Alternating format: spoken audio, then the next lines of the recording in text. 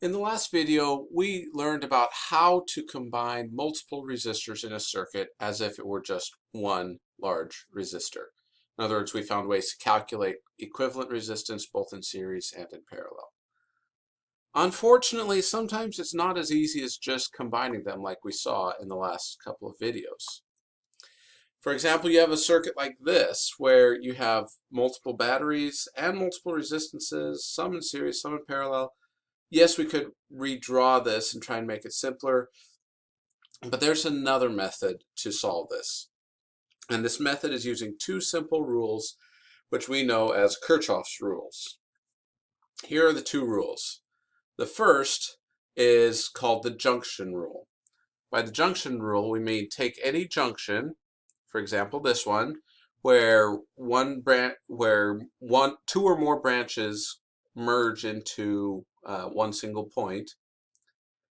And the junction rule says that the sum of currents entering the junction equals the sum of currents leaving it. So in other words, the total current in has to equal the total current out.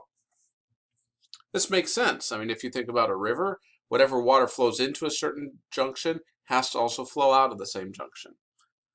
All right, so in this case, we're going to take a look at our three currents here. We have I1, which is heading away from the junction, so that's going to be an out.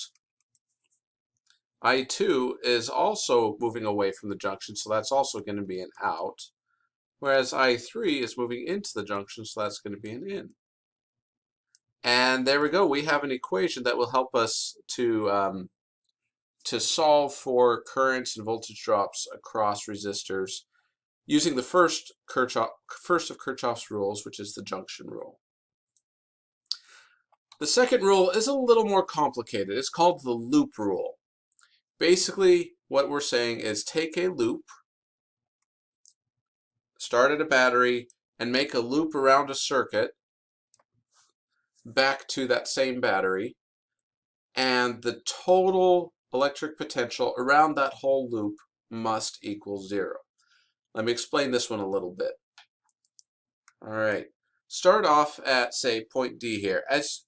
As you start off at just a single point, there is no potential at a single point. And that's what we're showing here in the graph at point D. But as you move across to point E, you pass through a battery. All of a sudden, the voltage of that battery supplies a potential for the circuit. And so your voltage jumps up to the value of that battery, in this case 12 volts. As you continue to move around this loop, that voltage is maintained. There's no change in that voltage. But then as soon as you pass the first resistor, that resistor is going to lose some of that potential. It's going to cause some of that potential to be lost. In this case, we're losing about 7 volts. As you go from points A to B, you're going to have a voltage drop across the 400 ohm resistor, and so the voltage drops by 7 volts.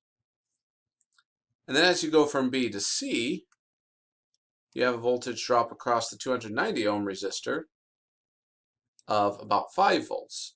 Well, if you've lost 7 volts in the first resistor, 5 volts in the second resistor, that means you've lost a total of 12 volts. You're back down to 0,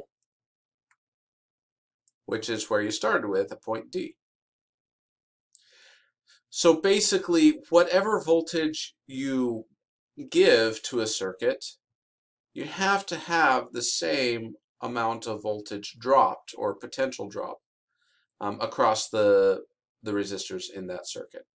And so that's the loop rule, is that the total voltage in a circuit has to equal 0. So in this case, the way I would write it is that my EMF of 12 volts supplies voltage, but then I lose a voltage across resistor 1, where let me just say that's R1. And then I have another voltage drop across resistor 2. And so all of that should equal 0. Well, I can rewrite this. Remember that V equals IR. So I can rewrite this as my EMF minus IR1 minus IR2 has to equal 0. And so we used the loop rule, which is that the total voltage equals 0, in order to find another equation that relates the currents of a circuit to each other. So when you have a complex circuit, here's the way that we're going to solve these complex circuits using Kirchhoff's rules. First of all, label each current. Then you identify all the unknowns. You apply any junction and loop rules, and however many currents you have, let's say you have 3 resistors with currents 1, 2, and 3, you will need a total of 3 equations. Remember, the number of variables you have is the number of equations you need to solve for those variables.